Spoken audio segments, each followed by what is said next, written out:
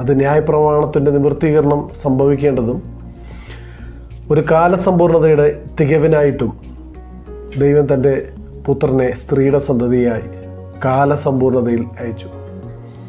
എന്നാൽ നാം മറ്റൊരു കാലസമ്പൂർണതയ്ക്ക് വേണ്ടി ഒരുങ്ങിയിരിക്കുന്നു.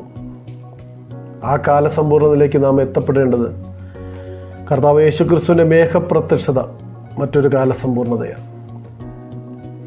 ആ കാലസമ്പൂർണതയും കർത്താവ് യേശുക്രിസ്തുവിൻ്റെ